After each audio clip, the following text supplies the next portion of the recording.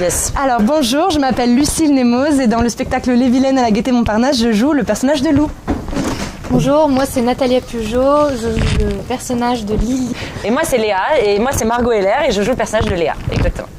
53. Oh Lou, t'es lourde. Ah bah non, tu vois finalement pas tant que ça hein. Mais c'est pas possible, elle va monter là-dessus. Ah mon Dieu. Qu'est-ce qu'il y a encore? J'entends déjà les voix de Pôle emploi. À votre service.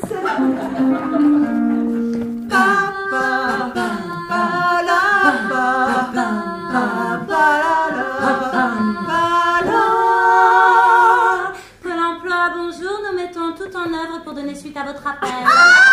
Oh, mais arrête ton cirque.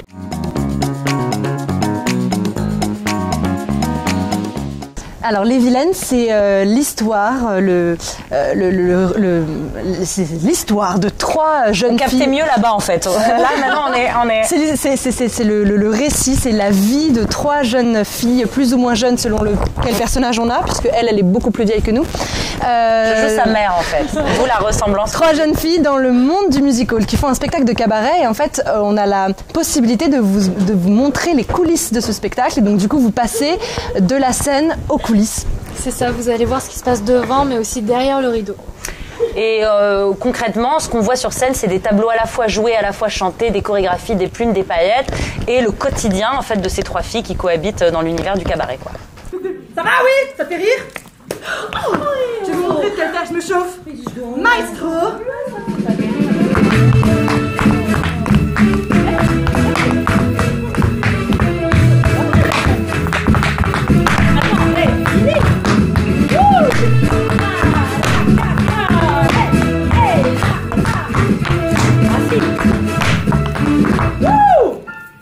Incroyable.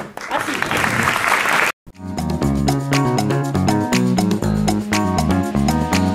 Voilà l'auteur metteur en scène, L'auteur-metteur en scène, du spectacle Elsa Tempelli.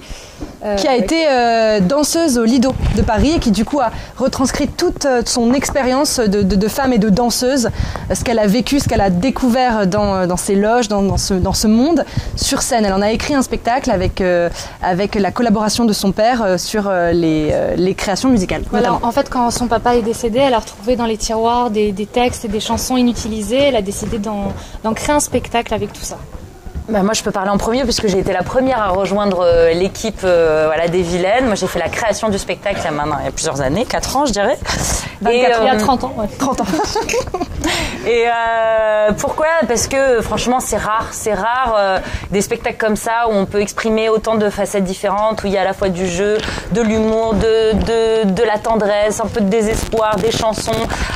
C'est une super partition en tant que comédienne et en plus franchement il faut le dire, on fait tout 1m80 ici plus ou moins et c'est dur de caser les grandes perches comme nous dans la voilà. On a toujours un mec, je sais pas pourquoi les comédiens font tous 1m65, ils ont 10 cm de moins que la moyenne des Français et donc ils nous arrivent là constamment donc on était obligé de faire un spectacle qu'entre filles. Et voilà, exactement. C'est non, je disais que c'est aussi c'est un spectacle aussi qui met en lumière trois types de femmes différentes, les types aussi. Des types, bon, vous avez compris. Et on a la possibilité d'incarner chacune un personnage très différent et je trouve que du coup c'est très enrichissant et que ça donne de la couleur et de la lumière à chacun de nos rôles parce que tous très différents, je me répète. Et pendant 1h30 on est vraiment sur scène, on sort pas de scène, on est vraiment du début jusqu'à la fin sur scène. Voilà. Et c'est vrai qu'il y a je rajoute encore une dernière chose, je trouve qu'il y a un bel équilibre dans ce spectacle parce que c'est pas facile aujourd'hui de parler de féminité, de féminisme sans être lourd, ou catégorisé. Voilà. Et je trouve que ces 3 facettes de femmes, 3 visions différentes, voilà, ouais. défendent un truc, voilà, chacun personnel. Moi, je suis une espèce de féministe ardue, convaincue. Lou, beaucoup plus frivole et beaucoup plus open. Lily qui temporise et qui a une forme de mélancolie. Je trouve que c'est une richesse, voilà, qui est apportée par ce spectacle. On représente toutes les femmes. En gros, je crois. J'espère. Les femmes de ta vie, en mari. C'est le moment que t'es vieille. Non, je moi aussi, du coup.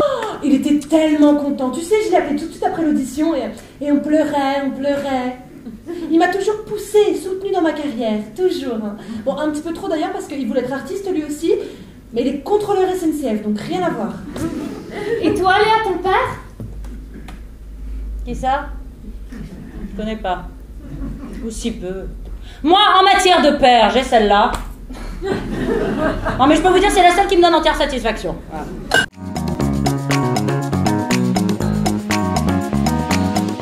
Actualité autre, et ben du coup moi de faire ce spectacle ça m'a donné envie d'auditionner et de rentrer dans un vrai cabaret. Donc je travaille pour le cabaret Intemporel en ce moment, donc on a quelques dates à Paris et en Ile-de-France, donc je suis très heureuse d'avoir rejoint cette troupe là, mais pour le coup c'est pas du tout les vilaines, c'est vraiment que de la danse, vraiment du vrai cabaret pur, donc voilà.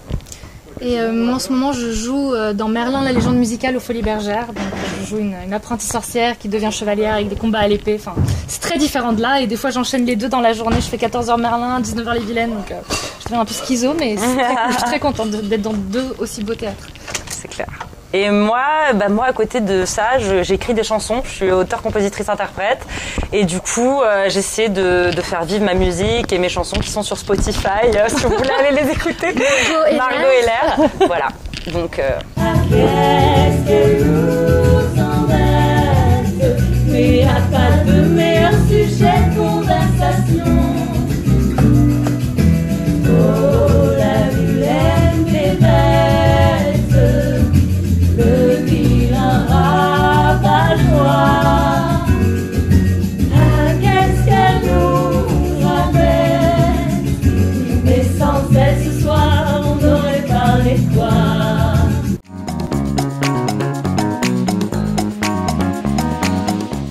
C'était un spectacle très intéressant, très rythmé, avec des belles danses, des belles scènes. Donc vraiment, je vous conseille d'aller voir ce spectacle.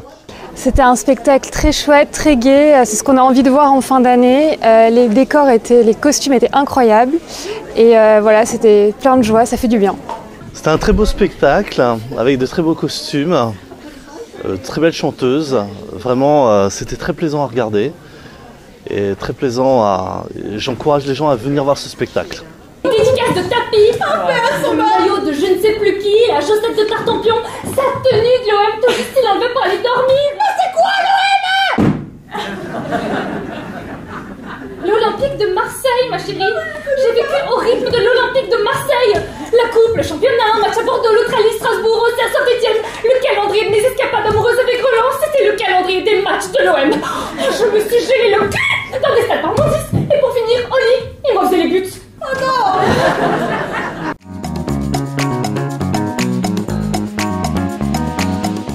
Oh. Alors je commence, allez. Vas-y. Je pense que c'est un marathon. Enfin, c'est vraiment, c'est pas, ça se fait pas. Voilà, ça se fait pas en une journée. Il faut vraiment garder à l'esprit qu'il faut être patient, qu'il faut être tenace, qu'il faut persévérer, que des fois on va avoir des refus, des échecs. Il faut continuer. Si c'est vraiment notre rêve, y aller à fond et pas s'attendre. Si on est quelqu'un qui se décourage très vite, ça va être compliqué. Il faut vraiment. Oui, il va y avoir. Strong. Je collabore complètement. Il va y avoir beaucoup de déceptions et d'échecs, mais c'est tout le monde pareil. Ça n'est pas que toi. Tout le monde est passé par là. D'ailleurs, on passe encore par là jusqu'à la fin. On va passer par là. Et à un moment donné, il y a une petite lueur de ah bah tiens, ce casting ça marche ou cette audition ça marche et ça lance quelque chose et tu rencontres des gens merveilleux du métier et ta carrière se développe comme ça. Mais tout le monde passe par là et c'est normal. Moi, je dirais ça. Bien dit. Et moi, qu'est-ce que je peux rajouter? Dans les années 60, comment ça se passait? À l'époque, mon impresario m'avait... non, pas du tout. Donc, moi, ce que je dirais, c'est simple. Si tu peux faire autre chose, fais autre chose. Si tu peux pas faire autre chose, commence maintenant. Voilà. Commence maintenant, commence le plus tôt possible, parce qu'il n'y a pas de temps à perdre et parce que ça va vite. Ça va trop vite. Et ça va vite. Voilà. N'hésite pas à créer, à donner ce que tu as, à faire ce qui te passionne, n'importe quoi. proposes ce que t'as, même si tu penses que c'est pas bien, ça va peut-être plaire à quelqu'un. Et pas avoir peur du regard des autres en fait. Voilà, c'est le truc le plus dur au monde, mais il faut avoir confiance en soi. Et là, tu vas y arriver. On est bon. On est bon. On est bon. Yeah. Merci. Bisous. Merci. Bye. Il y a des gens que l'on défrise. Moi, faut pas me déplumer. On juge la marchandise comme elle est emballée. Quand j'aime ses sans repris, mais la santé a ses mentis. Je ne me